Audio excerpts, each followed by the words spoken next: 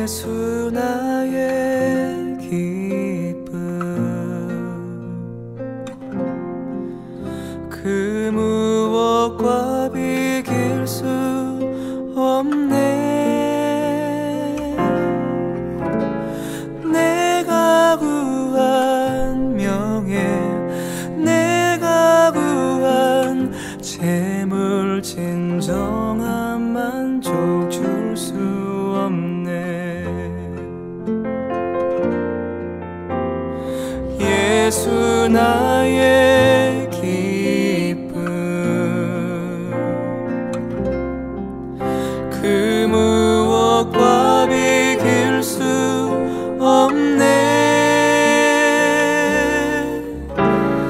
내가 구한 명예 내가 구한 재물 진정한 만족 줄 수 없네. 세상 끝은 분명하리. 안개와 같이 사라지리. 무엇으로 대신할 수 없네. 주는 나의 기쁨 주는 나의 기쁨 예수 나의 기쁨 그 무엇과 비길 수 없네. 내가 구한 명예 내가 구한 재물 진정한 만족 줄 수 없네.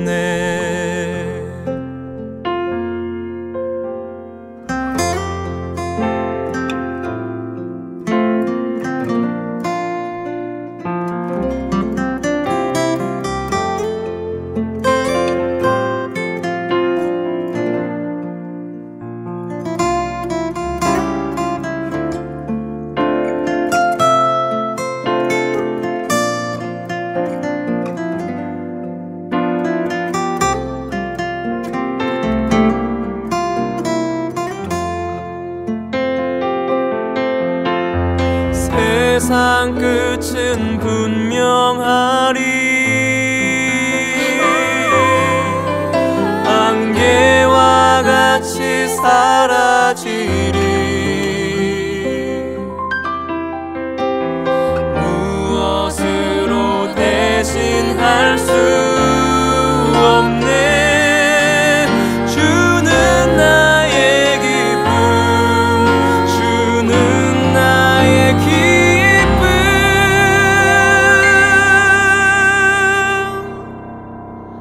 예수 나의 기쁨 그 무엇과 비길 수 없네. 내가 구한 명예 내가 구한 재물 진정한 만족 줄 수 없네. 진정한 만족 줄 수 없네.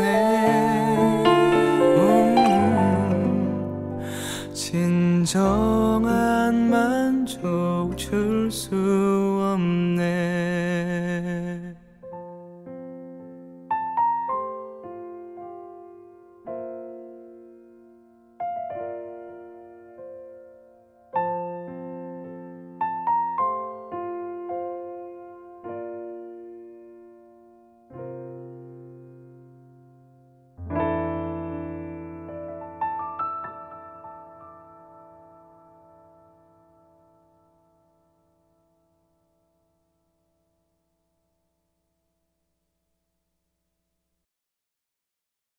안녕하세요.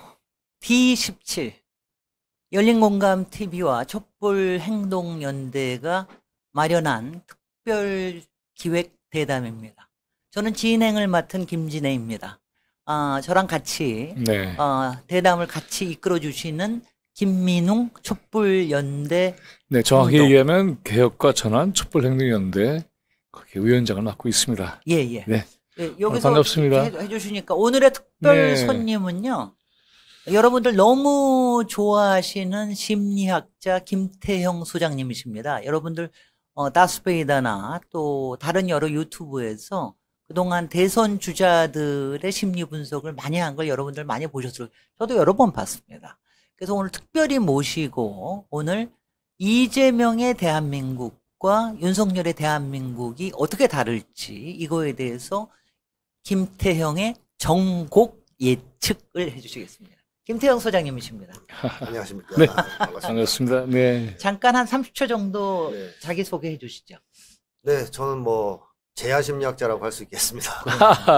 긴 세월 동안 계속 재야심리학자로 활동을 해왔고 네. 주로 뭐 이제 연구, 집필 활동을 해왔고요. 책이 한 30몇 권 정도 되는 거로 그렇군요. 최근에 이제 나온 책이 이재명의 스피치 네. 책입니다. 여기 앞에 있는 그렇죠. 책입니다. 네. 이재명의 스피치. 여러분들 알려드리면 요새 그 열린공감 TV가 쓴 윤석열의 엑스파일과 그리고 이재명의 스피치가 같이 쌍으로 네. 나간다고 합니다. 여러분들 같이 구독해 주십시오. 네. 뒤따라서 김진애의 상식의 힘도 가득 날아가는 거죠. 네네. 그런데 이번에 이재명의 스피치를 특별하게 쓰시게 된 이유가 있으신가요? 네, 이 말하기의 중요성을 우리 한국 사람들이 조금 과소평가하는 게 있거든요. 네. 뭐 말만 잘하면 다냐, 음. 말 잘하면 사기꾼이다. 뭐 이런 얘기까지 하는 사람들이 있는데, 천년비도 갚아요. 네, 그렇죠. 좋은 그런 속담도 있지 않습니까? 말하냐, 그렇죠. 네. 천냥빚을 갚는다. 그러니까 말은 정말 중요한 거고, 그 사람의 신념, 철학 이런 걸 보여주는 것이기도 하고, 또 심리학자의 입장에서 말씀드리면 그 사람의 심리를 고스란히 드러내는 게 말하기입니다. 그래서 말하기를 보면 그 사람의 마음을 알 수 있습니다. 그래서 말하기와 심리 이거를 이제 같이 결합시켜서 이재명 후보와 윤석열 후보를 분석한다면 국민들이 대권 주자를 선택할 때, 대통령을 선택할 때 상당히 중요한 근거가 되지 않겠나 그렇겠죠. 그런 생각이 있었어요. 사실 네. 정치는 정치인들이 말로 하는 거잖아요. 그렇죠. 그래서 그 시대의 어떤 정신, 과제, 또 비전 이걸 탁 잡아내고 네, 그래서 아주 명료하고 쉽게 네, 제시도 하고 그리고 그 안에는 그 사람이 살아왔던 역정 이런 게 고스란히 담겨 있고 그렇습니다.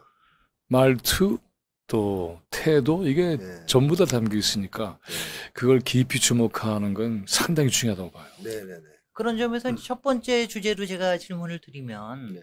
지난 이제 월요일부터 본격적으로 선거 유세가 시작이 됐습니다. 이제부터 네. 이제 말이 막 쏟아지는 그렇죠. 때지요. 그래서 이재명의 선거 유세와 네. 윤석열의 선거 유세에 대해서 음. 제일 먼저 비교를 좀 해봐야 되겠습니다. 예, 어떻게 우선 보셨어요? 제가 느낀 것은 역시 이재명 후보는 국민들을 만나야 펄펄 난다 하는 생각이 들었고요. 이재명 후보의 특징 중에 하나는 힘들고 지쳤을 때 어디를 가냐면 국민들 속으로 들어가거든요. 예전에 지지율이 상당히 좀 저조했을 때 다시 시작하겠다는 선언을 시장 통해서 하시더라고요. 그 군중들 모인 데서. 그러면서 이제 다시 힘을 얻고 이런 쪽이라면 윤석열 후보는 힘들고 뭐 지쳤을 때 이제 무당을 만나지 않을까 뭐 이런 생각도 좀 드는데 그러니까 국민을 찾지는 않는다는 것이죠. 그래서 이재명 후보가 굉장히 행복해 보이는 느낌을 주는 것이 바로 저는 국민들 속에 있을 때인 것 같습니다. 네. 그러다 보니까 이재명 후보는 일단 에너지가 막 이렇게 분출되는 게 느껴지고 네.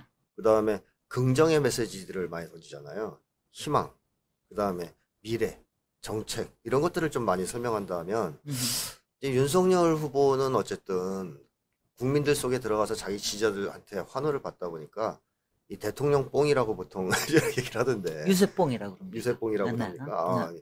취한 것 같아요. 약간 그래서 이제 뭐 너무 뭐랄까요 즐겁다 할까요? 처음 경험해보는 거죠. 예, 사실은. 취해서 권력에 취하고 뭐 세상 끝까지 올라온 듯한 느낌에 취한 것 같은 약간의 과잉 행동들이 좀 보여지고 표정이나 말이나 행동에서 그다음에 이제 문제는 이 윤석열 후보가 던지는 메시지가 부정의 메시지들이라는 거죠. 주로 네거티브 주로 그다음에 증오와 혐오 뭐 심한 경우에 이번에는 뭐 문재인 대통령 히틀러다 이런 이제 얘기까지 폭언을 했는데 네. 한마디로 이제 분열 증오 이런 걸 부추기면서 저주의 이제 유세를 벌이고 있다. 이제 그런 점에서 극명한 대비가 되지 않나 생각합니다. 내용에 들어가기 전에 아까 굉장히 중요한 얘기를 하셨는데 이재명은 국민과 만나면 행복해요. 날개를 돋. 네, 듯이. 펄펄 날죠. 예. 윤석열도 그런 측면이 있는 것 같아요. 그런 차이는 이런 게 있지 않을까 싶어요. 시장통이라고 하는 것은 이재명 후보에게는 자신의 삶이 담겨진 현장의 성격을 가지고 있죠. 그리고 그곳에서 만난 사람들은 낯선 사람들이 쉽게 그대로 낯익은 사람으로 바뀌는 네. 굉장히 중요한 공간인 것 같아요. 그런데 윤석열의 경우에 있어서는 낯선 곳에서 사람들에게 편하게 소통을 하는 것 같진 않아요. 그렇죠. 모션만 취하는 것이지. 네, 네. 그래서 이 사람은 주로 깊게 나름대로 얘기한다고 하는 것은 술 먹는 네, 자신이 네, 굉장히 네. 낯익은 곳에서는 잘 하는 것 같아요. 맞습니다. 그런데 낯선 곳에서는 역시 뭔가 서투르고 네. 자기를 메시지화 시키는 능력이 굉장히 떨어진다. 네, 네. 어떻게 보면 둘 다 내성적인 측면도 좀 있다고 보는데 사실은 한 사람은 조직에 갇혀있던 측면이 있어서 그 안에서만 살았던 사람이고 한 사람은 또 이재명 후보도 사실은 좀 내성적인 측면이 있는 것 같은데 그럼에도 불구하고 그런 살아있는 서민들, 시민들 또 민중들의 현장에서는 그대로 자기가 일치되는 아주 강력한 일치화가 예. 바로 그렇게 지금 얘기하셨던 것처럼 네. 펄펄 날게 하는 동력이 아닌가 이런 생각이 들어요. 그런데 네. 이건 어떻습니까? 음. 이제 조금 지나고 나니까 네. 보도에서도 이제 분석이 나오는데 네. 이재명 후보는 판소리 완창이다. 굉장히 길게 하고 이게 스토리가 다 완성이 되게끔 네. 얘기를 하고 윤석열은 굉장히 짧게 한다. 한 네. 10분 정도. 네. 뭐 길어봤자 한 15분 정도 한다. 네. 네. 그리고 지르고만 나가는 네. 것이요. 네. 이거가 효과 측면에서는 조금 특히 공보 측면, 보도의 측면에서는 조금 어떤 차이가 있는 거 아니냐. 이 점에 대해서는 어떻게 생각하십니까? 일단 왜 그렇게 스피치에 차이가 나오냐면요. 네. 이재명 후보는 그냥 논리적인 말하기를 하는 사람입니다. 기승전결이 아주 분명한 말하기를 하죠. 그러니까 짧은 시간에도 그게 분명해요.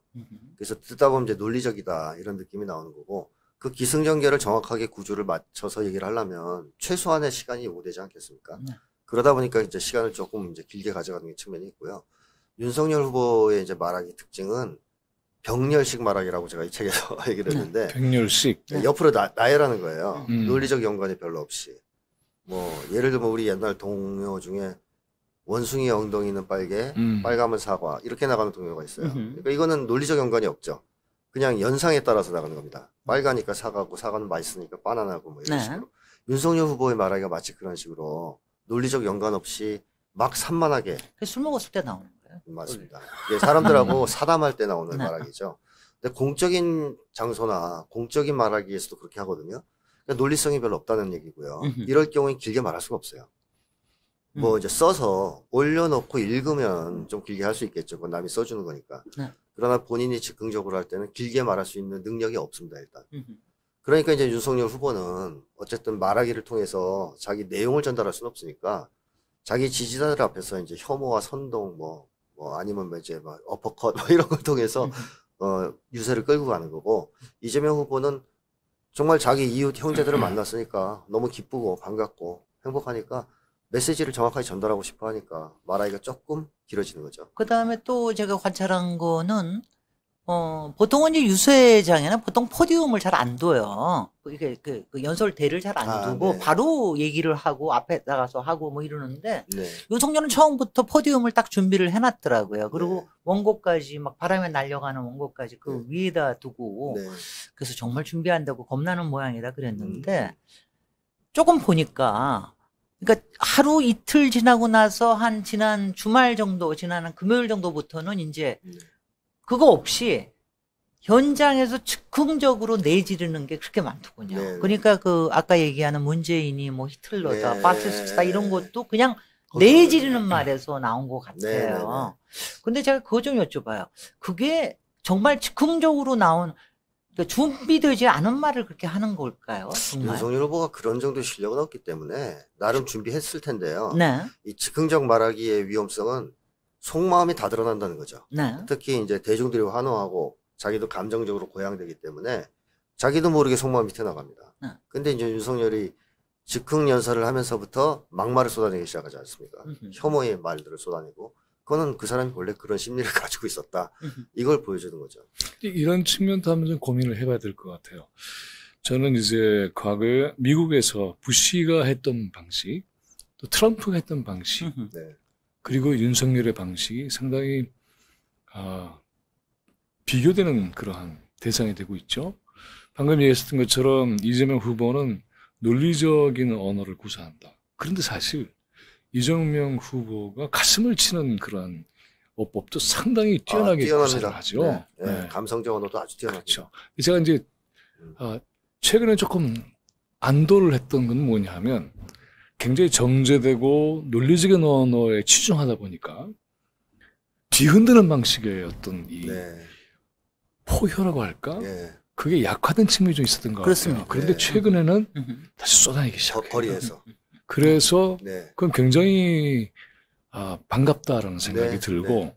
그러나 또 한편 윤석열 후보의 그런 이 발언을 보면 그걸 그냥 부정적으로만 보기엔 좀 쉽지 않은 측면이 하나 있어요. 그건 뭐냐 하면 툭툭 던지는 것 속에서 논리성은 없지만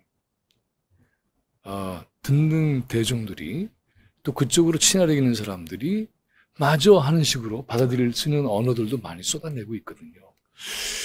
그것이 이제 말하자면은 일종의 대중 파시즘의 우파적 선동의 언어잖아요. 네. 그래서 그것이 갖고 있는 위험성도 또한 있다. 네. 그래서 논리성은 없지만 바로 그렇게 서로 소통하는 방식의 치고 들어가는 방식의 언어 사용을 하고 있다는 점도 조금 유의해서 볼 필요가 있다는 생각이 들더라고요. 네. 네.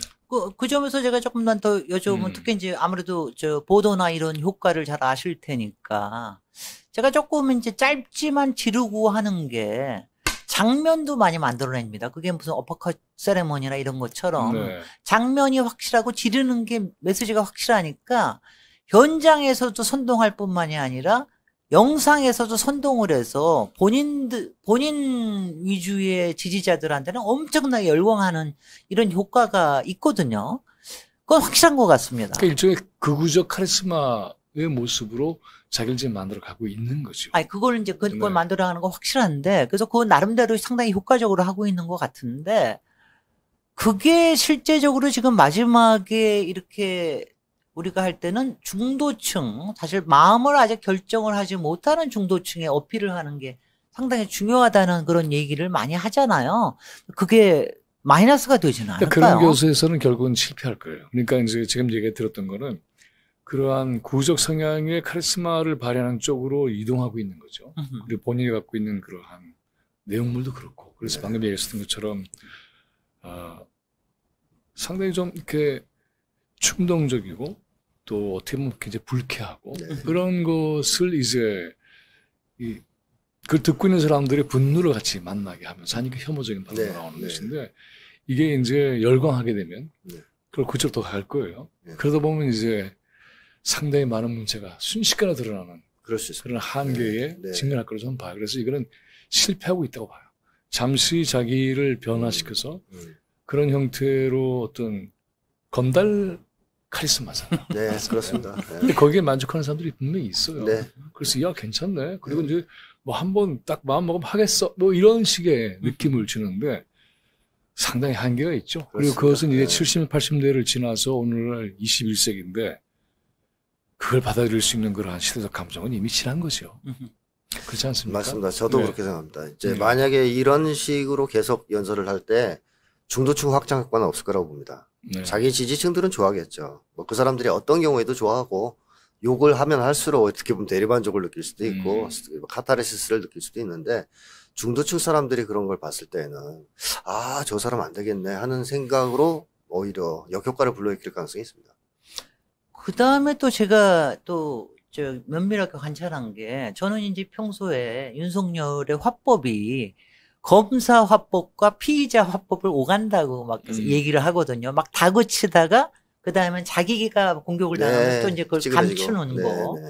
이거를 아주 능란하게 한다. 그러니까 자기도 모르게 피의자들을 족치다가 자기가 피의자 화법을 쓰게 되는 이런 경지에 이르렀다 이러는데 이번에도 이렇게 내지르는 걸 보면은 내지를 때 보면은 항상 나오는 게 자기의 피해 의식이 그대로 드러난 것 같아요. 문재인 대통령에 대한 말하자면 열등감 같은 거. 그 다음에는 자기가 맨날 민주당이 거짓과 모로 자기를 몰아세웠다라든가. 그러니까 하는 말들이 다 자기한테 적용될 수 있는 말인데, 가령 기득권 카르텔이 어떻다 그러면 검찰 카르텔이 가장 큰 거 아닙니까? 그 다음에 거짓과 허위로 범죄를 감췄다 그러면 그것도 본인과 본부장에 관련된 거 아니야?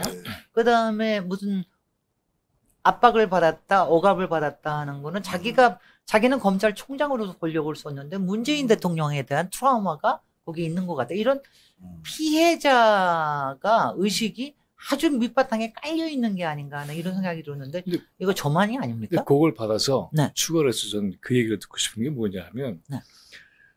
그렇게 할 수밖에 없는 거는 제가 볼 때는 윤석열에게는 고통의 서사가 없잖아요. 사실은. 네.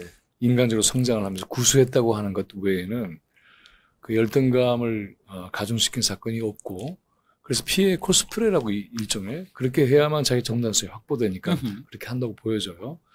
그런데 이재명 후보에게 있어서는 고통의 개인사가 있잖아요. 그리고 이제 승화시킨 과정이 있고 그래서 고통을 대하는 방식도 다르고 고통의 개인사도 한 사람에겐 존재하고 한 사람은 존재하지 않으니까는 그 고통이 존재하는 부분을 메꾸기 위해서 윤석열을 그렇게 하고 있다고 좀 보여져요. 이럴 때 고통의 문제가 있지 않으면 고통 겪고 있는 서민들, 시민들, 민중들과의 소통은 안 되는 거잖아요. 네. 이렇게 볼 때에 이제 고통의 문제를 다루는 방식에 있어서 두 사람의 차이가 굉장히 크다고 보여지거든요. 네. 어떻게 느끼세요? 일단 두 사람이 겪었던 고통이 질이 너무 다릅니다. 그러니까 이재명 후보가 겪었던 고통은 사회에서, 즉 사회 모순이 초래한 고통입니다. 예를 들어 이재명 후보는 어려서부터 매 맞지 않는 삶을 추구했는데요. 왜냐면 매를 너무 많이 맞아서 그런 거죠.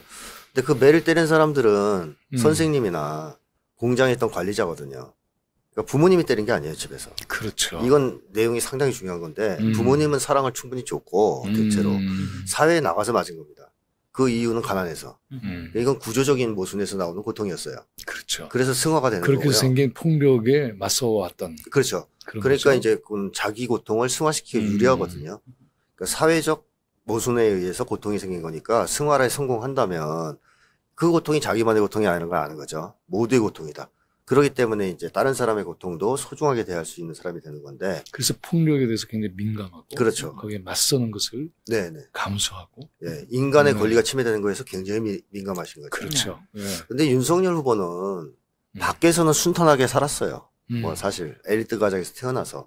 근데 집에서 아버지한테 맞으면서 살았단 말입니다. 대학 때까지. 네, 대학생 때까지. 요새 하는 걸 보면 이해가 가요. 예, 본인도 그 얘기를 하지 않습니까? 기자회견에서 대학생 때까지 아버지한테 맞으면서 살았다. 그리고 뭐 상당히 이제 엄격하게 훈육, 체벌을 당하면서 자랐습니다.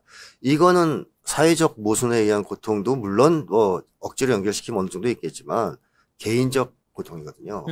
개인사적. 그러니까 심리학에서 보통 얘기하는 상처는 후자 쪽입니다. 전자는 상처는 상처인데 치유되기가 쉬운 상처입니다. 사회에서 비롯된 고통이니까.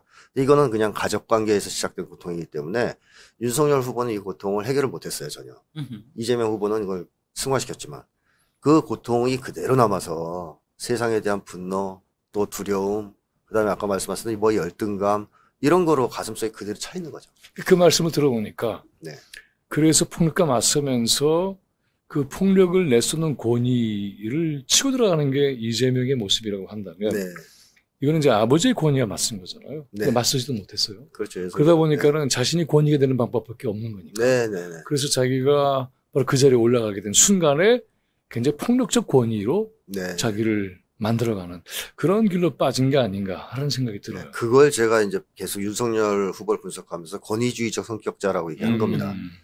권위주의적 성격자는 기본적으로 학대나 폭력을 경험하면서 무력감이 너무 심각해지고 그러면 그걸 상쇄하기 위해서 힘을 쫓는 사람이 되는 거거든요. 그러니까 말씀하신 거랑 똑같은 내용이죠. 그래서 힘을 쫓으면서 강력한 권위 앞에서는 굴종하고 그 권위를 숭배하기도 하지만 자기가 권위가 생긴다, 힘이 생긴다. 그러면 그 밑에를 눌러버리는. 그러니까 약간의 폭력과 학대 충동을 느끼는 그런 이제 심리입니다. 그리고 그것이 끊임없이 자기 권위가 입증되는 거고, 네. 자기 인정 투쟁해서 그걸 택하는 거죠. 네. 제가 또 연결시켜서 한 가지 여쭤보면, 윤석열 화법이 피의자 화법을 쓰는 이유 중에 하나가 자기가 지은 죄든 아니면 자기가 감춰야 될 거든 덮어야 될 게 워낙 많다. 오늘도 정형학 녹취록에서 또 그게 하나가 또 나왔는데 상당히 김만배가 영장 나오면은 윤석열은 나한테 죽는다 뭐 이런 소리까지 할 정도로 그러니까 자기가 덮고 이러는 게 많기 때문에 그러니까 이거를 그러니까 쭉 얘기를 하는 거 보면 아내에 대한 김건희 씨에 대해서 얘기를 할 때도 그렇고 이거를 개인적인 내 출세를 방해했다. 내가 하는 돈벌이를 방해를 했다. 아니면 내가 하는 수사를 폄훼했다. 이런 개인적인 복수감들이 굉장히 작용하는 언어들을 굉장히 많이 쓰고 그럴 경우에 본인이 막 분노를 표출을 하고 책상 치고 막 이러는 것 같은데 어떻습니까? 자, 이제 윤석열 후보에 대해서 아까 검사식의 말하기, 피의자식의 말하기 말씀하셨는데 사실 그 본질은 좀 전에 제가 말씀드렸던 권위주의적 성격자의 말하기예요. 네. 권위주의적 성격자는 강한 이 앞에서는 찌그러집니다. 빨리. 굉장히 약한 모습을 보입니다. 이럴 때 피의자의 말하기를 하는 거죠. 네. 그리고 자기가 세다, 상대방이 약자다 하면 그때는 이제 찍어 누르는 공격적인 말하기를 하죠. 이게 이제 검사식의 말하기 아니겠습니까? 네. 그래서 말씀하신 대목도 저는 연관이 있지만 권위주의적 성격에서 비롯된 말하기가 바로 이렇게 양면적으로 나타난다 하는 걸 좀 말씀드리고 싶고 또 한 가지는 윤석열은 사익 추구형이거든요. 네. 어떤 점에서든. 그러니까 공익성에 대한 발상이 없죠. 네, 발상도 없고 그걸 할 수 있는 심리적 뒷받침도 되지 않습니다. 그러니까 이재명 후보는 공익 추구형 정치인이다. 제가 이제 그건 다른 책에서도 언급했었고 얘기를 계속 해왔는데 공익 추구형 정치인 같은 경우에는 사적인 복수를 위해서 말하기가 나오고 있지는 않습니다. 네. 또 정치도 그렇게 하지 않고. 그러나 윤석열 후보는 공익성이 없기 때문에 말하기도 그렇고 정치의 내용도 그렇고 거의 다 사욕과 관련이 있다라고 보시면 틀림이 없습니다. 정말 그래요. 예. 아니면 제일 화날 때가 한동훈 얘기 나올 때, 네. 김건희 씨 얘기 나올 때, 또 장모 얘기 나올 때, 그 다음에 본인의 스폰서에 대한 뭐 얘기가 나올 때, 아니면은 네. 박영수 특검에 대한 얘기가 나올 때, 이럴 때 버럭버럭 화를 내고 하나같이 네. 부정하고 막 이러거든요. 네. 그거 보면은 굉장히 사적인 사람인 거라는 생각은 많이 듭니다. 네. 그러니까 그게 이제 뭐 누구나 다 사적이잖아요. 또 네. 개인으로 들어가면. 근데 제가 보는 것은 그 사적인 것이 공적 영역에 들어가게 되면 이재명 후보는 그걸 인정하고 네. 그리고 그것을 공적인 차원에서 받아들이고 또 사과도 하고 그렇게 하잖아요. 그런데 윤석열은 보면은 공적인 영역과 사적인 영역이 충돌했을 때에 사적인 영역에 대해서 굉장히 민감하게 네. 나오잖아요. 네. 그리고 동시에 제가 보는 것은 거짓말을 하잖아요. 거짓말하죠. 제가 두 분 얘기를 들으면서 제가 딱 들은 생각이 뭐냐면 역시 애는 때려서 키우면 절대로 안 되겠다. 왜냐하면 맞고 크니까 자기를 방어하기 위해서 맞습니다. 어릴 때부터 거짓말을 해온 게 아닌가 싶은 생각이 네네. 들었어요. 네네. 그래서 이게 이제 검사 생활하고 만나게 되니까 검사는 피의자의 거짓말을 찾아내는 거 굉장히 중요한 임무잖아요. 네. 경찰도 그렇고 네. 또 언론인도 그렇고 사실은 국민 모두가 속아서는 안 되는 거니까 네. 근데 그것을 전문적으로 해야 되는 직업이죠. 상대방의 거짓말을 찾아내는 것 못지않게 딱 잡아떼는 것 또한 네. 그런 방식으로 체화돼버린 조직 속에서 체화돼버린 모습이 바로 윤석열이다. 네. 그래서 공적인 거짓말도 이 보면 우리는 거짓말도 잘 못할 뿐만이 아니라 하게 되면 굉장히 부끄럽거나 힘들거나 그런데 네. 뭐 아주 아까 능란이라는 말을 하셨지만 능란 정도가 아니라 그냥 몸이 된 모습을 보게 거의 되고 체질화. 스스로 믿고 있다고 생각이 돼요. 네. 체질화 습관화돼 있죠. 거짓말하는 게. 네. 그래 그 핵심은 말씀하신 대로 방어입니다. 방어지. 방어 기제가 더 심한 것 같아요. 엄청나죠. 네. 네. 그러니까 인간은 기본적으로 세계를 대하는 태도를 놓고 그걸 기준으로 따지면 개방적 심리를 가진 사람이 있고 방어적 심리를 가진 사람이 있거든요. 그래서 개방적 심리를 가진 사람은 세상을 무서워하지 않는 사람이겠죠. 세상을 우호적으로 대하는 사람. 방어적 심리를 가진 사람은 세상을 무서워하는 사람입니다. 그러니까 뭐 집을 예를 들자면 대문 열어놓고 사는 사람들은 바깥 세상을 안 무서워하는 거잖아요. 뭐 바깥 사람들이 들어와서 날 해칠 거다 이런 게 없으니까 열어놓지 않겠습니까? 네. 근데 바깥 세상에 강도와 도둑들이 들끓어서 열기만 하면 들어와서 날 죽일 거다. 이런 못 열죠. 그래서 심리도 이제 그렇게 구분되는데 크게 보면. 그러니까 이재명 후보는 기본적으로 어렸을 때 가정 환경에 큰 문제가 없었고 그다음에 대인관계 속에서 자기 승화에도 성공을 했기 때문에 사람을 좋아하고 신뢰합니다.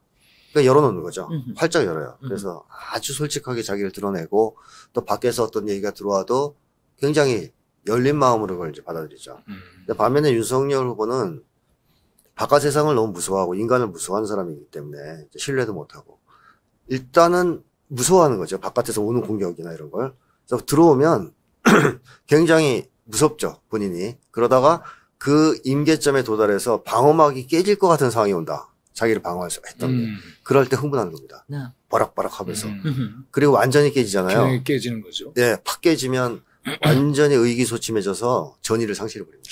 그런 점에서 네. 저는 이 얘기를 들으니까 이게 정말 중요한 핵심이 되겠다 싶은 생각이 드는 게 뭐냐 하면 위기 앞에서의 지도자의 모습으로 생각할 때는 그건 정말 치명적인 약점이죠. 네, 지금 얘기 말씀 들어보면은 네, 위기를 대하는 정신 상태나 심리적 태세가 네, 이재명 후보의 경우에 있어서는 함께 돌파하고 네. 또 그 돌파의 과정에 자기가 힘들고 희생당하면 그걸 기꺼이 받아들이고 그러면서 돌파해 나가는 네, 네. 거잖아요. 그런데 윤석열은 보면은 음모적으로 문제를 풀고 싶어하고 네. 아까 얘기했던 네. 것처럼 그렇게 되는 거죠. 그게 음모적으로 문제를 풀고 싶어하고 사람들 앞에 노출됐을 때는 흥분을 하지만 네. 노출 안 됐을 때는 음모적으로 누군가를 희생시켜서 자기가 그거를 해결하는 그런 방식이 되지 않을까 싶은 생각이 그렇습니다. 들었어요. 그러면 뭐 국가 전체가 완전히 뭐 네. 난주질 당하는 거 네, 아니겠어요? 우리 국가 전체로 가기 전에 조금 이제 한두 가지 질문만 더 할게요. 네. 그 윤석열 후보가 잘 쓰는 단어가 있어요. 제가 두 질문을 한꺼번에 하겠습니다. 네. 잘 쓰는 단어 제가 굉장히 재밌게 봤는데 이 사람이 엉터리라는 말을 이렇게 잘 써요. 네. 그러니까 지난번 토론회에서도 이재명 후보한테도 썼고 심상정 후보한테도 썼습니다. 엉터리, 이 사람은 또 엉터리가 없다 이래서 이 사람의 머릿속에는 엉터리가 어떤 개념일까 하는 게 한 가지가 제가 굉장히 궁금했고요. 또 하나 그렇게 사적인 그 감춤이 많고 감출 게 많은 사람들이 보통 측근이나 네. 아니면 윤핵관이나 네. 이런 사람들만 일하지 않습니까? 네. 일하려고 들다가 그러다가 이제 최근에 나온 여러 가지 무속과 김건희 아내로부터의 가스라이팅 네. 이런 것까지도 당할 수 있는 이런 가능성이 사적인 이런 은폐와 복수에 사로잡혀 있으면 그런 게 더 좀 심해지는 거 아닌지 이런 일단 윤석열 후보가 다른 사람들한테 굉장히 뭐랄까 인격 모독에 가까운 네. 폭언을 하거든요. 네. 뭐 엉터리다. 네. 그다음에 뭐 내 말을 잘 안 듣고선 딴소리 한다. 네. 뭐 이런 거친 말들로 공격을 해요. 네. 근데 그거는 뭐냐면 윤석열 후보는 공격을 받으면 논리적 반박을 하는 사람이 아닙니다. 그 순간 감정적으로 흥분하기 때문에 아주 거칠게 상대방을 깎아내리려고 합니다. 그러니까 이런 식이죠. 너 공부 잘하냐? 그러면 잘합니다. 아마 성적표 보시면 되잖아요. 근데 너 공부 잘하냐? 그러면 너는 잘하냐? 또는 그 말을 한 놈은 주류가 아니다. 인정 못 받는 놈이다. 이런 식으로 공격을 해요. 저번 토론회에서 이제 이재명 후보가 더 힐즈에 네. 어떤 박사, 이름은 잘 기억이 안 나는데 그분이 쓰신 최 박사님. 네, 한국계 미국인 예, 예. 네. 그걸 인용하면서 비판을 하니까. 보잡 얘기한 거 네, 맞죠? 그렇죠. 네. 그 박사는 득보잡이다. 네. 인정 못 받는 사람이다. 그 사람 깎아내려버리죠. 네. 그러니까 자기가 그걸 논리적으로 반박하는 게 아니라 소스를 깎아버리면서 아예 이제 칠라고 하는. 그러니까 이게 아주 뭐랄까요. 저급한 공격 방식이잖아요. 초등학생들 수준에. 그 위기에 대한 반격도 그런 식으로 할 거 아니에요. 그렇죠. 그렇게 하겠죠. 네. 그러니까 자기 잘못을 인정을 안 하는 방어 심리가 강하기 때문에 공격에 들어오는 순간 무조건 상대방을 공격하는데 그것이 뭐 논리성도 없고 아주 거친 언어를 쓰고 그 다음에 소스를 깎아내리는. 그래서 주류냐 아니냐. 뭐 유승민한테 그런 얘기도 했었어요. 경제학 전공했다더니 실력이 없다. 혹은 뭐 무슨 전공을 했냐 네가. 이런 식으로까지 했었거든요. 네. 국힘 토론에서. 그런 식의 방어를 하는 게 하나가 있고 그 다음 이제 두 번째로 이제 아까 말씀하셨던 측근과 네, 핵관과 측근과 핵관. 핵관과 와이프. 그거는 네. 아까 권위주의적 성격자의 심리의 핵은 무력감이거든요. 이 무력한 사람들은 세상을 무서워합니다. 힘이 없기 때문에. 겁이 많고. 그러면 다수의 사람과 열린 관계를 맺을 수가 없어요. 이런 사람들은. 극소수의 사람과 안전한 관계를 형성하려고 그러죠. 그래서 윤석열 후보가 이 검사 시절부터 이렇게 권력을 추구하는 과정을 보면 자기 패밀리를 구축해서 그걸 권력 기반으로 활용하는 방식을 써왔어요. 그러니까 조직 전체를 이용하는 게 아닙니다. 그러니까 그게 음모적인 거죠. 그렇습니다. 사실은. 음모적인 네. 거죠. 네, 뭐 어떻게 보면 파당 정치, 뭐 사당 정치 이런 걸 하는 사람인데 그 스타일이 대통령이 된다고 해서 바뀔 수가 없습니다. 이 심리적인 문제가 있기 때문에. 구조로 보면 철저하게 공권력의 사유화로 나타나는 거죠. 그렇습니다. 그런 방식이. 그래서 저는 윤석열 후보가 대통령이 설사 되더라도 소위 그 한국의 기득권층을 대변하는 정치도 안 할 거라고 생각합니다. 자기 세력만 대변할 거라고 생각합니다. 설사를 빼고 되지도 않을 거예요. 네. 근데 어쨌든 자기 세력만 대변하고 뭐 좀 더 심하게 얘기하면 자기 아내 혹은 아내를 조종하는 뭐 영향을 미치는 이제 무속인들을 대변하는 정치를 할 가능성이 매우 높아요. 심리적으로. 지금 얘기를 들어보니까 그 측면에서 이제 두 사람의 관계도 좀 주목할 필요가 있을 것 같아요. 그러니까 네. 윤석열이가 이런 사람이기 때문에 김건희 이런 역할을 하고 있다. 네네. 그래서 결국은 어떤 의미를 가지고 있는가. 네. 제가 얼핏 드는 생각은 아까 이제 위기 얘기 계속 했던 이유가 네. 대한민국 얘기 이제 한다고 하시니까는 위기에 몰렸을 때 일단 도피한다. 맞습니다. 그리고 다른 사람에게 책임을 떠넘긴다. 네. 그리고 희생시킨다. 네. 그리고는 거기에서 빈 자아를 회복하는 방법이 없는 상태에서 여기에 이제 부인의 역할이 있었던 게 아닌가. 네네. 그러면서 이것이 말하자면은 일종의 이른바 요새 얘기하는 가스라이팅에 그대로 편집돼서 그래서 그것이 오늘의 윤석열이 되고 있는 게 아닌가 싶은 생각이 네. 들었어요. 어떤가요? 맞습니다. 이 권위주의 성격자는 세상을 힘으로 보거든요. 힘이 있냐 없냐. 합리적이지 않습니다. 정말로 이게 옳으냐 틀리냐 뭐 이념이 어떠냐 이런 거 안 따집니다. 힘 세냐 안 세냐만 봅니다. 그래서 비합리적이에요. 이 비합리적이기 때문에 이 사람의 판단 기준은 나보다 세다 아니다예요. 세면 무조건 머리를 숙이고 의존하고 그럽니다. 숭배하고.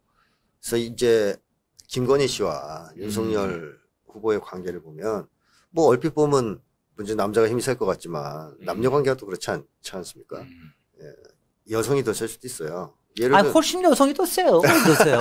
그러니까 예를 들면 뭐 김건희 씨가 그 방송에서 이렇게 나온 얘기 중에서 제가 충격적으로 좀 받아들인 게 그 뭐 못생겼지, 배 나왔지, 뭐 하여튼 그런 거, 예, 힘도 세, 비하하는 남편을 이렇게 비하하는 나니까 데리고 살지라고 얘기했지 않습니까? 근데 그 얘기를 제3자한테 했어요.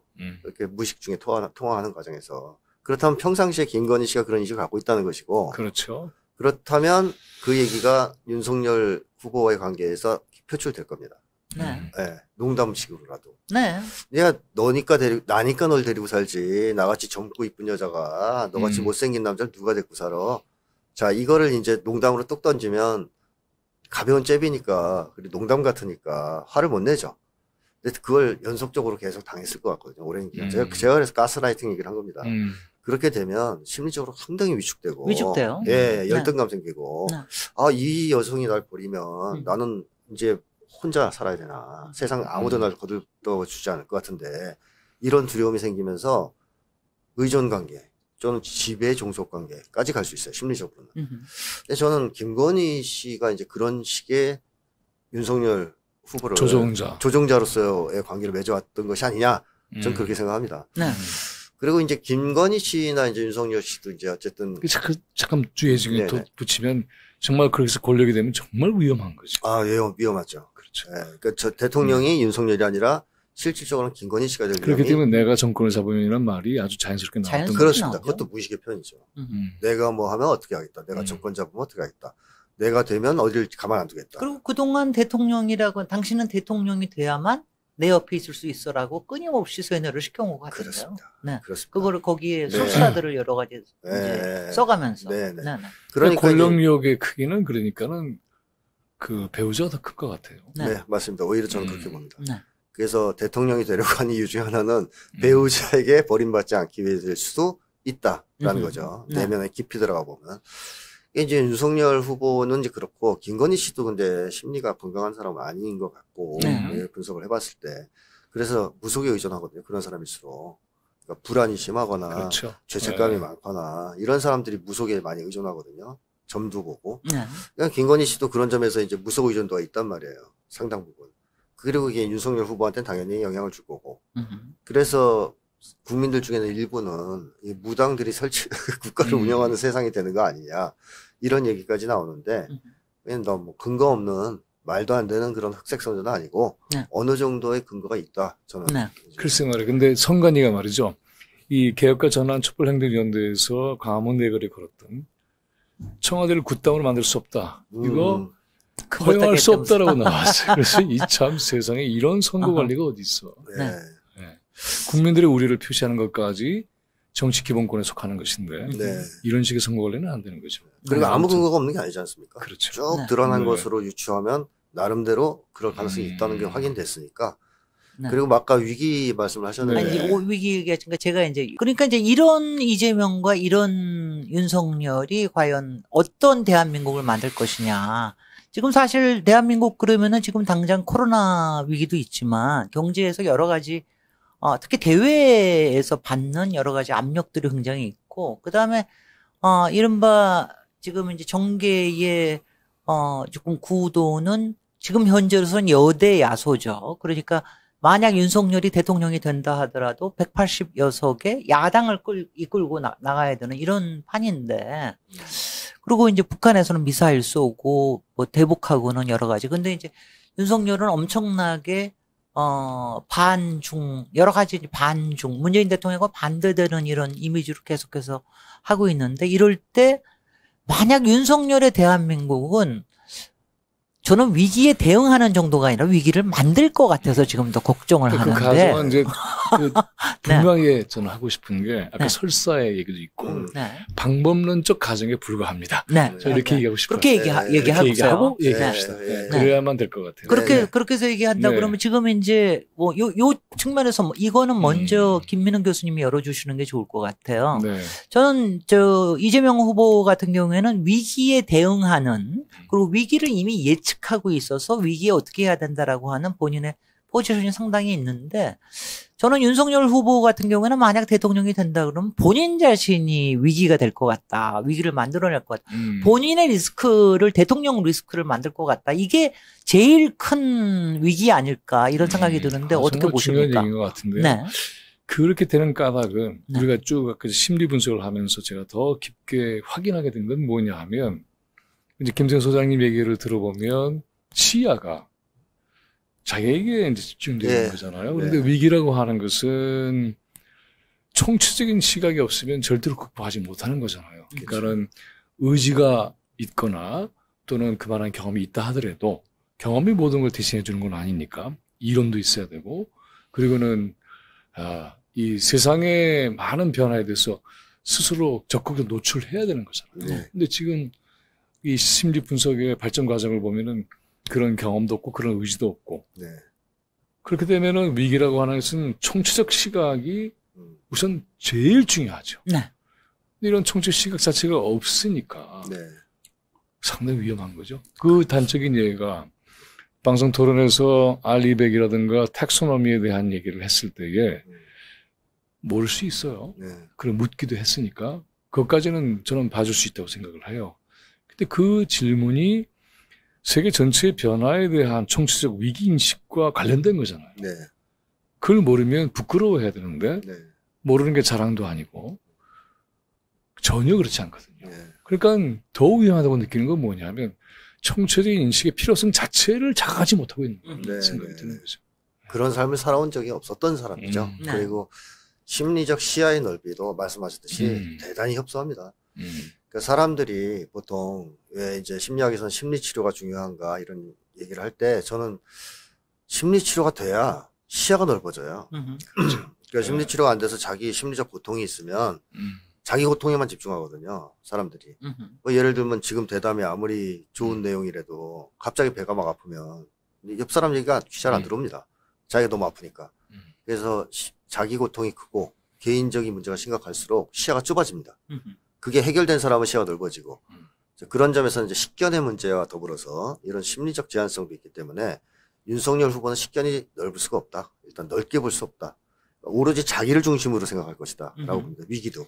그러니까 이 위기가 국가에 어떤 영향을 미치냐가 아니라 나의 안위에 어떤 영향을 미칠 것이냐. 그 주연 그렇게 대응하겠죠. 그래서 나만 살아남으면 된다. 나라가 망하든 말든. 또 그런 방식으로. 근데 그렇게 보면 이재명 후보도 같은 논리를 적용할 때 좀 달라지는 것 같아요. 뭐냐면 사람이 이제 아까 얘기했던 것처럼 개인적으로 실존적으로 고통스러우면 다른 게 들어오지 않잖아요. 근데 네. 이재명 후보는 그게 들어와도 도리어 그것을 총체적인 어떤 세상과 자기를 끊임없이 연결시키는 능력과 태도가 있기 때문에 네. 개인적인 고통이 이재명 후보의 시야를 좁게 만들지는 않는다. 이렇게 전 보여지거든요. 맞습니다. 네. 네. 네. 이재명 후보는 기본적으로 그 자기 고통을 남의 고통이라고 생각하는 사람이죠. 거의 국민과의 일체감을 갖고 있는. 또 제가 조금 더 세게 얘기하면 노동자 정체성을 갖고 있다. 여전히. 그런 거를 여러 차례 분석해서 증명을 했었는데 그게 있는 분이기 때문에 네. 이 고통이 누구의 고통이냐를 중요하게 생각하죠. 자기 고통이냐, 국민을 위한 고통이냐. 그래서 국민을 위한 고통이라면 받아들이겠다. 기꺼이. 그리고 또 어떤 데는 그런 얘기도 하세요. 그것이 행복이라고 자기의. 국민을 위해서 헌신하고 고통을 겪고 그걸 뚫고 나가는 것에서 나는 행복을 느낀다라고 얘기하지 않습니까? 네. 그런 점에서는 당연히 윤석열하고 시야가 비교가 안 되는 것이죠. 그걸 네. 더 밀고 나가면 네. 그래 이 고통의 본질은 뭐지? 원인은 뭐야? 했을 네. 때는 총체적 인식이 절실할 수밖에 없죠. 그렇죠. 그렇죠. 네. 당연합니다. 그 이재명의 대한민국에 대해서 조금 뒤로 미루고 먼저 윤석열의 대한민국에 대해서 이제 여러 사람들이 우려하는 것들이 이미 있는 거죠. 네. 첫 번째는 뭐냐면은 지난번에 적폐 수사라는 발언에서부터 네. 나와서 검찰 개혁안까지 이렇게 내놓는 거 보면 네. 그냥 초기에 정치적인 무능감을 네. 국회에서도 잘 안 될 거니까 사정 정국으로 풀려고 할 것이다. 네. 네. 그러면 두 번째는 본인과 부인과 장모에게 걸려져 있는 또 뭐 측근한테도 걸려 있습니다. 이런 모든 혐의들을 다 감추는데 모든 노력을 다 할 것이다. 네. 그다음에 세 번째가 이제 제일 우려스러운 게 그 선제 타격과 그 사드 배치처럼 네. 이렇게 뭐냐면 굉장히 말하자면 불필요하게 말하면 위기를 조성하는 사안을 만들어서 국민을 그쪽으로 몰아넣을 것이다. 네. 이 세 가지가 지금 사실 그러니까 이거는 지금 있는 경제 위기나 이런 거하고 아무 관계 없는 것들이에요. 근데 네. 이런 거를 위기를 만들어낼 것이다. 네. 네. 그걸 가지고 본인의 안위를 도모하려고 할 것이다라고 하는 예. 게 있는데 이럴 가능성이 상당히 있습니까? 대단히 높죠. 네. 네, 정확하게 말씀하셨는데, 네.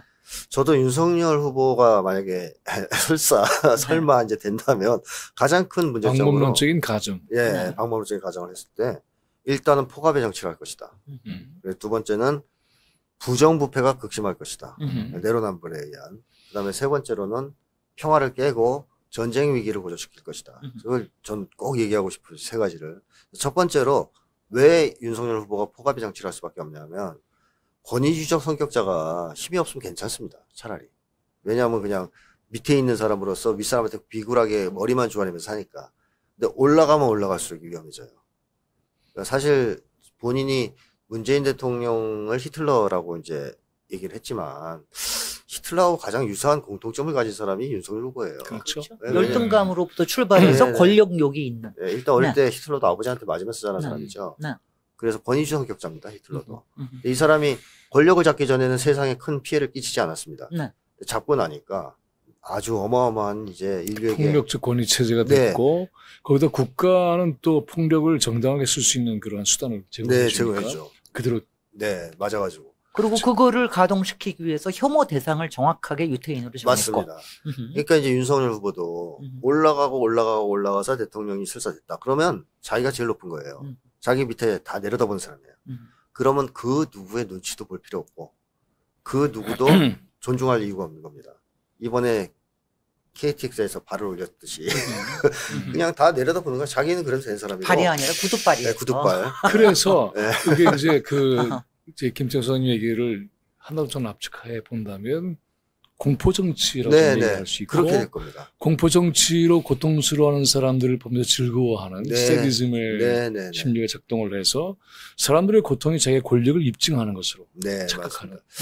그게 아주 심리학적으로 중요한데 그 권위주의 성격을 어떤 사람들은 SM 성격이라고 합니다. 네. 가학 피학. 근데 그건 이제 너무 성적인 거를 빼고 이제 권위주의 성격이라고 얘기하는 건데. 그거를 하는 것 자체에 충동이 강한 것도 문제인데 그 속에서 쾌감을 느끼는 게 문제입니다. 바로 그거죠. 네. 치고 까고 죽이고 뭐 괴롭히면서 이 사람들은 거기서 만족을 느껴요. 그리고 저녁에 술 마시고. 우월주의적 쾌감을 느끼고 봐라 나 힘 있지. 네. 나 무력한 사람 아니야. 이런 걸 느낍니다. 그래서 공포 정치를 당연히 할 거고 포갑 정치를 할 것이다. 당연히 소통 전혀 안 될 것이다. 국민에게는 안 들을 겁니다. 자기가 제일 높은데 누구 얘기를 듣겠습니까? 거기에 더해서 네. 그랬을 때 이제 도전이 있기 마련이에요. 네네네. 그럼 그런 도전을 이제 어떤 식으로 정리할 거냐는 게 또 굉장히 중요한 그렇죠. 문제잖아요. 근데 공포 정치가 일단 정해지면 그걸 또 분쇄하는 것 또한 이제 쾌감이 됩니다. 그렇습니다. 그렇죠. 그것은 이제 자기의 권력을 더 확장하는 사건으로 이해하지 않을까. 네네. 그걸 즐기겠죠. 촛불을 말살하고 그다음에 검찰을 비판하는 저 세력들을 그다음에 본인을 비판하는 온갖 언론기관을 파산할 때까지 그게 다 이제 소를 공포 걸어버리는. 정치의 심리에서 나오는 이런 것들을 발언들이라고 하게 할 되는 수 거죠. 있죠. 네. 그렇습니다. 네. 그래서 대단히 위험하죠. 정말로. 음. 이제 권력이 커질수록 위험한 사람이다. 이렇게 이제 말씀드릴 수가 있고. 그다음에 아까 또 하나 말씀드렸던 게 이제 부정부패가 극심할 수밖에 없다는 것은 윤석열 후보가 이제 가짜 모범생과란 말입니다. 이제 이재명 후보랑 비교하자면 이재명 후보는 그야말로 자유분방한 좋은 의미에서의 약간 불량 학생, 불량 모범생. 불량 학생, 모범생과는 아닙니까? 근데 이제 윤석열 제도에 후보는 굴종하지 않은 사람 이렇게 그렇죠. 얘기하는 것이 올 거예요. 기존의 어떤 그렇죠. 질서 네. 규칙에 구애받지 않는, 굴종하지 않았다. 네, 그 완고한 규칙을 지키지 않는, 그러니까 자기가 옳다고 하면 지키지만 아니면 아니. 그렇죠. 그런 네. 사람이라면 윤석열 후보는 그걸 완고하게 지켜온 사람이에요. 규칙, 규범. 근데 그게 좋아서 지킨 게 아니고 처벌이 무서워서 혹은 뭐 사랑 상실이 무서워 지킨 가짜 모범생입니다. 이 가짜 모범생은 사회에 큰 피해는 안 끼칠 것 같지 않습니까? 그건 맞습니다. 거의 피해를 안 끼쳐요. 도덕 규범 잘 지키니까. 근데 문제는 권력을 쥐면 얘기가 달라집니다. 이 사람들이 규칙을 잘 지킨 이유는 처벌에 대한 공포 때문이거든요. 사실. 근데 처벌에 대한 공포가 사라지면 어떻게 되겠습니까? 처벌의 집행자가 되는 거죠. 그렇죠. 그러면 그다음부터는 규칙을 지킬 이유가 다 사라져요. 그래서 윤석열 후보가 이렇게 약간 일탈하기 시작한 거를 추적해보면 검사가 되면서부터거든요. 검사가 되면서부터 이제 내로남불이 시작되고 또 김건희 씨 만나면서 또 더 심해지고 계속 그 부분에서 도덕성이라는 것을 무시해왔습니다. 도덕규범이라는 것. 대통령이 된다면 뭐 이게 거의 극에 달하지 않을까. 그런 점에서 네. 이제 윤석열이나 김건희의 문제를 제기할 때 혹자는 그러면 이재명이 가르치는 게 아니야? 이렇게 비판하는 경우도 있는데 저는 지금 얘기를 듣고 더 확신하게 되는 건 뭐냐 하면 그것을 위해서라도 이 위험성을 최대한 알려야 된다. 네. 이 위기에 너무 일로 가는 건 위험해. 네. 일로 가면 죽는 거야 모두가 다. 네. 어떻게 해야 돼? 여기 답이 있잖아. 이런 네. 식의 논리 구성이 네. 더 절실해졌다는 얘기 맞습니다. 드리고 싶습니다. 자, 그러면은 이제 여기까지 정리하고요. 그러면 이재명의 대한민국은 네, 그러고 가야 어떻게 되겠죠? 되겠는가? 이거는 김민환 교수님께서 먼저 풀어주시죠. 아까 얘기했던 것처럼 저는 이제 제일 중요한 것은 고통에 대한 인식이 남다르다. 네. 그리고 그것은 이제 공익의 차원으로 헌신성으로 승화했다. 뿐만 아니라 그것을 자기가 책임지는 방식으로 문제를 푼다. 네. 그리고 그 책임지는 방식에서는 구체적인 내용까지도 알고 있다. 네. 그리고 이것을 통해서 혹시 반격을 받거나 그랬을 때에도 온전히 자기 책임을 돌려서 그걸 감당해 나간다. 네. 그래서 도리어 그때마다 이재명은 점점 더 클 것이다. 이재명이가 점점 커지는 것만큼 대한민국은 안전해질 것이다. 그리고 대한민국은 훨씬 더 지혜로워질 것이다. 그리고 대한민국은 이재명이 먼저 본 것을 모두가 공유해 나갈 것이다. 그래서 그것은 이재명은 대한민국의 능력으로서 진화하지 않겠는가. 저는 이렇게 기대하고 있습니다. 네. 네. 근데 추상적으로 얘기를 좀 추상적인 하셨는데. 거라고 생각- 아니, 그러니까 그게 아니라 아주 충분히 본질적인 봅니다. 거로, 네. 본질적인 거로 얘기를 그렇죠. 했는데 네. 저는, 이런 거가 있어요. 그러니까 오늘도 수원 유수에서도 얘기를 하시던데 본인이 네. 성남시장을 함으로써 성남시가 세상에 알려졌고 본인이 경기도지사를 해서 경기도가 가장 살기 좋은 데로 만들었다. 그렇죠. 그러니까 이런 자부심이 있는 것 같아요. 그러니까 자기가 하는 일로 해서 이 전체가 좋아지게 만들고 그거죠. 그거 하는 일이 너무나 즐겁고 자랑스럽고 하고 싶다. 네. 네. 이런 걸 얘기하는 게 저는 굉장히 좋아 보였고요. 네. 그 다음에는 또 하나가 절박성을 얘기를 하더라고요. 네. 그러니까 지금 지금 주로 절박성을 얘기를 하는 거는 코로나를 우리가 이만큼 이겨올 수 있던 거는 자영업자와 소상공인의 고통 속에서 이루어져 왔는데 이거를 저렇게 국회에서 안 해주고 기재부총리가 안 해주니까 3월 10일이 되면은 이거는 방역 시간도 완화하고 보상도 해주고. 보상도 확실하게 해주겠다. 지난 2년 동안에 한 거를. 네. 그러니까 이거와 그다음에 청년 일자리에서 명확하게 얘기를 하는 게 저는 그런 절박성이라고 하는 게 인양반한테 그게 바로 이제 고통에 대한 이 고통을 풀어주고 싶다. 보통을 자기 헤어나오게 하고 책임을 싶다. 하는 내 책임이다. 그렇죠. 이게 굉장히 다른 것 같아요. 그래서 이번에도 보면은 네. 혹시 영업시간 10시로 바꿨지만 부족하잖아요. 네. 12시까지 하다가 네. 12시까지 하다가 문제가 된다면 네. 그러면 내가 뒷감당 하겠다는 거잖아요. 사면해주겠다. 국가가 긴급 조치를 네. 취하지 못했을 때는 네. 그렇다면 민간이 알아서 네. 최대한 살 길을 찾으십시오. 네. 여러분이 긴급 조치를 취하십시오. 나머지는 내가 뒷감당 하겠습니다가 저는 굉장히 중요한 포인트라고 봐요. 어허. 혹시 이거는 언론들은 방역 지침을 어기자고 조용하는 거 아니야 이런 쪽으로 가고 있지만 절대로 그런 것이 아니라 불가피하다면 네. 긴급하다면 네. 그럼 해야 되죠. 네. 법보다 인간의 삶이 더 중요한 건데 그렇죠. 나머지는 제가 감당하겠다. 네. 그래서 고통과 책임을 함께 끌어가고 있다는 게 저는 지금 얘기했던 이재명의 대한민국에서 가장 중요한 어떤 우리가 같이 동감하고 느낄 수 있는 그런 미덕이 아닌가 싶은 생각이 네. 들어요. 네, 네. 저는 뭐 두 분이 좋은 말씀 많이 하셔서 제가 좀 느낀 점을 한 가지 말씀드리면 이재명 후보가 우리 한국 사회에 이미 상당한 공헌을 했고 앞으로도 공헌할 대목 중에 하나가 국민들에게 권리의식을 일깨워준 거라고 생각합니다. 네, 네. 우리 한국 사람들이 민주의식은 높아요. 불의에 대한 저항심도 크고 근데 의외로 시민으로서 국민으로서의 권리의식이 좀 취약한 게 있어요. 내가 이건 마땅히 받아야 된다. 이 정도는 그렇죠. 요구해야 된다라고 생각을 못하고 아유 나는 뭐 그거 못 받아도 돼. 뭐 이제 재벌이나 도와줘야지. 뭐 이렇게 생각하는 사람이 많거든요. 그러니까 이제 권리의식 자체가 계속 제한되어 오다 보니까 한국 사람들은 피해를 입어도 국가가 보상해 주는 것을 내 권리라고 생각을 못하고 시혜라고 생각하기도 하고 네. 뭐는 세금 낭비라고도 생각합니다. 근데 이재명 후보는 이제 기본소득 때부터 계속 그 점을 강조한 사람이거든요. 생존의 권리. 또 만약에 국가의 희생을 요구당해서 희생을 했을 때 국가가 보상해주고 그걸 받는 것은 국민적 권리. 그래서 이런적으로 패러다임을 좀 바꾸는데 기여한 분인데 네. 만약에 앞으로 이제 대통령이 된다면 더더욱 국민들의 권리의식이 높아지지 않겠나. 저는 그렇게 생각합니다. 그 다음에 한 가지를 더 여쭤보면은, 아까 그 윤석열은 권위주의자로서, 네. 기본적인 걸 가지고 있다 그러는데, 이제, 이재명 후보는 또 하나의 특색 중에 하나가 아웃사이더라는 거예요. 비주류로서 항상 변방에서 무언가 사회 개혁을 위해서 네. 뭔가 만들어 왔다. 네.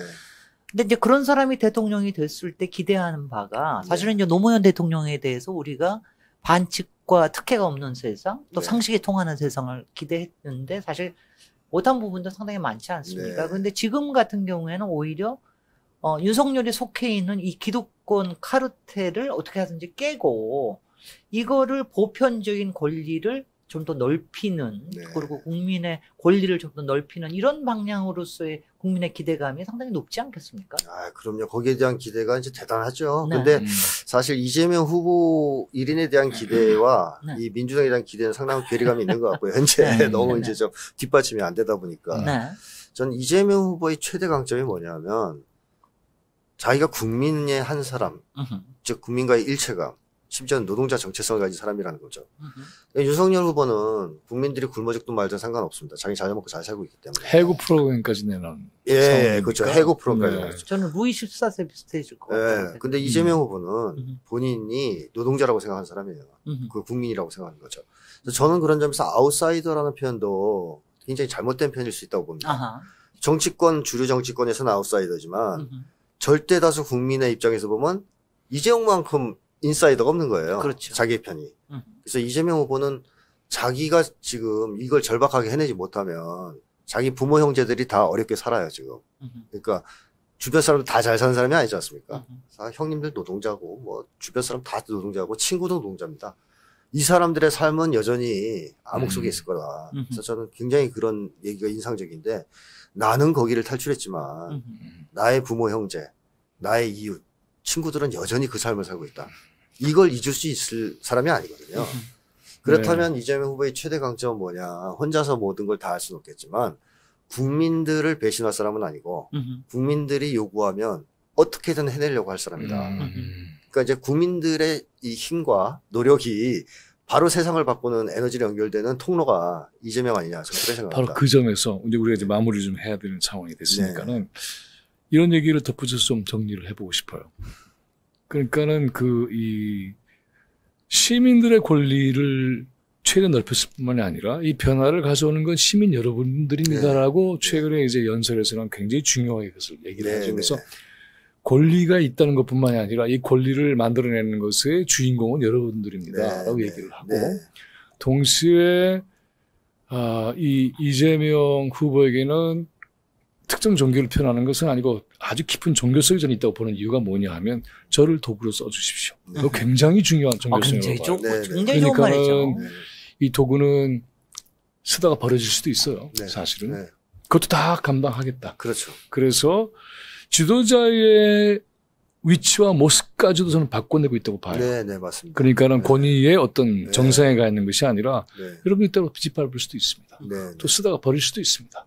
필요한 만큼 저를 써주십시오. 그러다 보면은 아까 통로를 얘기했지만 그 통로가 열릴 것입니다라고 하는 종교성은 말하자면 자기 희생적 헌신을 의미하는 것이고 그런 측면에서 자기를 도구로 만들고 다른 사람은 도구가 아니고 목적으로 대하는 거죠.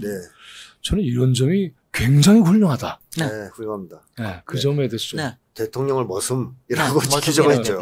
아주 대단한 거죠. 네. 국민들의 인식에 커다란 변화를 가져온 거였고 그러니까 이재명 후보 같은 경우에는 그런 통로와 도구가 되는 것을 자처할 뿐만 아니라 그걸 힘들어하지 않습니다. 과거에 이제 노무현 전 대통령 너무 즐거워요. 네, 노무현 전 대통령 제가 분석을 했지만 노무현 전 대통령 힘들어하셨어요. 그걸 자임하셨고 하려고 했지만 그걸 너무너무 힘들었어요. 이 도구가 돼서 앞에서 나가는 거를. 근데 이재명 후보는 좋아합니다. 즐거워해요. 그리고 본인도 그렇게 얘기합니다. 그게 곧 나의 행복이라고. 이런 점에서 전투력에 있어서는 노무현 전 대통령을 능가하고 있습니다. 그래서 자, 앞으로 큰 일을 좀 하지 않나. 그래서 민주당 선대위가 이 후보의 전투력을 때로 약화시키는 모습을 보여서 굉장히 안타까워요. 그러니까 빛나는 전투력이고 그렇죠. 지금 국민들이 가장 원하는 것은 사실은 여러 가지 정책도 필요하지만 이 딱 막혀 있는 이것을 확 밀어붙이는 돌파력, 맞습니다. 전투력, 기세. 이렇게 하면 좋아. 우리 저 기세는 정말 우리가 믿을만해라고 하는 국민적 신뢰가 결합되면은 지금의 상황은 전혀 다른 상황이 될 것이고 앞으로의 이제 20일치 남지 않았는데 그 상황을 엄청난 바람을 일으키면서 돌변하는 정세를 만들 수 있다. 저는 그렇게 믿고 있습니다. 바로 그 점에서 이제 마지막 라운드로 가보죠. 지금 이제 이렇게 앞에서 그 윤석열이 만들 위험한 대한민국, 또 이재명이 만들 정말 믿을 수 있는 내가 살고 싶은 대한민국, 국민의 삶이 정말 탁월해지는 이런 선진국 대한민국, 이런 걸 하면 굉장히 이제 꿈이 부푸는데, 우리는 또 선거를 하고 있으니까, 당장 내일, 그 공식 선거 운동의 첫 1차 토론회가 내일 열리게 됩니다. 내일이 아마 굉장히 중요할 거예요. 세 번 중에 내일 첫 번째가 제일 중요할 것 같은데, 지난번에 2번이 있었습니다만 첫 번은 탐색전이었고, 두 번째는 약간의 그 공격과 방어가 있는 뭐 이런 거였는데, 이번 3차 토론이자 제 공식 선거 1차 선거 토론회 어떤 전략으로 이재명 후보는 어떤 전략으로 가야 될지, 윤석열 후보를 어떻게 이게 폭발하게 해야 될 거 아니겠어요? 어떻게 하면 폭발해야 할지, 제압할 것인지. 이거에 대해서 먼저 얘기를 해주시고 오늘 마무리하도록 하겠습니다. 이제 3번밖에 남지 않았습니다. 그래서 3번 남은 이 시간에 뭐 디테일한 정책 홍보를 하고 이런다고 해서 표심이 바뀔 가능성은 전혀 없습니다. 제가 볼 때. 이 3번을 통해서 이재명 후보가 국민들한테 보여줄 그것은 뭐냐? 말씀하신 아까 그 내용이라고 봅니다. 전투력. 그다음에 열정, 그다음에 패기, 그다음에 뭔가 세상을 바꾸고 싶어 한다는 그 간절함, 이게 전달돼야 된다고 생각합니다. 그래서 국민들이 볼 때 뭐 저 사람 나 잘 모르겠고 지금까지 좀 비호감인데 보니까 화끈하네 사람, 뭐 한번 맡겨주면 할 것 같네. 뭐 내용은 잘 몰라도 이런 것이 지금은 결정적으로 중요하다. 저는 그렇게 생각합니다. 근데 기존의 법은 이제 약간 이재명 후보가 거리에 나가면 펄펄 나는데. 방송 토론에 오면 약간 조심을 너무 갑자기 신사가 되고 너무 점잖아지면서 조심조심하는 게 있어요. 그래서 말투도 상대방의 공격에 대해서 그렇지 않고요. 이런 식으로 끝내요. 이런 식의 표현 잘 안 하거든요. 이재명 후보. 아주 단호하게 하죠. 근데 두 번째 토론만 봐도 상대방의 공격에 대해서 그렇지 않고요. 이렇고요. 이런 식으로 그냥 슬쩍슬쩍 넘어가는데 그럼 국민들이 볼 때는 저 사람 뭐 죄지었나? 뭔가 문제가 있나? 이런 인상을 줄 수가 있습니다. 그 자리에서 누가 맞는지는 판단 못 하잖아요. 또 방송 하나 갖고. 그래서 저는 좀 이재명은 이제 풀어놔야 된다. 그 야생마인 이재명 후보를. 적극 동의합니다. 네, 민주당에서 그냥 풀어놔야 된다. 그냥 강력하게 전투적으로 치고받고, 물론 태도나 말투는 온화해야 됩니다. 공격적일 필요가 없어요. 그러나 내용은 정말 공격적이고, 단호하고, 뜨겁고, 이런 3회의 토론을 보여줌으로써, 그러면 윤석열은 자연히 제압될 거고, 그렇죠. 국민들은 이래서 이재명이라 하는구나. 이런 걸 느끼지 않겠습니까? 그러니까 공세와 절제의 균형을 맞추다 보니까는 네. 그런 전투력 자체가 자기 검열돼 버린 그러한 측면이 있지 않았는가. 네. 그리고 그것이 이제 주변의 참모들이 혹시 그러다가 이 위중한 때에 자칫 점수를 잃을까 하는 걱정은 충분히 하겠죠. 그러나 이재명이라고 하는 사람이 갖고 있는 아주 본능적 전투력. 네. 그게 굉장히 중요하잖아요. 정말입니다. 본능적 전투력. 이것이 과시될 필요가 있다. 네. 적극 동의합니다. 네. 네. 네. 자, 오늘 이렇게 모시고 얘기하니까 굉장히 즐거웠고, 네. 또, 더더욱이 감사한 것은 이긴다. 이 확신이 확 들어요. 오늘 네. 어떤 느낌이 드셨습니까? 같이 얘기하면서. 네, 뭐 이제 저도 이제 심리학자로서 이제 심리 분석에만 초점을 맞춰오다가 또 교수님이나 전 의원님의 이런 정치적인 식견, 사회에 대한 인식 이런 거랑 같이 엮어서 얘기를 하다 보니까 저도 배우는 게 있었고 네. 아주 즐거웠습니다. 다음에 또 이 시리즈가 끝나고 난 다음에 우리가 또 같이 할 일이 많겠다는 생각 제가 하고 있습니다. 네. 고맙습니다. 오늘. 네, 고맙습니다. 네, 오늘 고맙습니다. 오늘 재밌게 들으셨죠? 오늘 아주 좋은 발언들, 좋은 짤들이 많이 나올 수 있는 방송일 것 같은데 여러분들 여기저기 많이 퍼뜨려 주시고요. 그리고 내일 이재명 후보님, 내일은 정말 모두 발언부터 주도권 토론부터 하나하나 그 이재명 다음을 잃지 마시고 아주 적극 발휘해 그렇죠. 주시기 바랍니다. 한마디씩 해 주시죠. 네, 본능적 전투력, 네. 그리고 이성적 설득력, 네. 그리고 뜨거운 감성, 네. 그리고 미래에 대한 아주 굵고 강한 비전 제시, 네. 이러면 전 되지 않을까. 네, 네. 저도 네. 동의하고요. 네. 그냥 딴 거 다 필요 없고 네. 원래대로 하시면 됩니다. 그렇죠. 원래대로 하시던 대로. 네, 네. 맞습니다. 네. 원래대로 하는 토론, 이재명 다음을 그대로 표현할 수 있는 방법이라고 합니다. 오늘 두 번째 촛불 행동연대와 열린공감TV가 공동 기획한 대선 기획 특집. 또 다음 주 일요일 날 또 다른 패널과 함께 여러분들 찾아뵙도록 네. 하겠습니다. 감사합니다. 고맙습니다. 감사합니다. 네, 고맙습니다. 수고하셨습니다. 수고하셨습니다.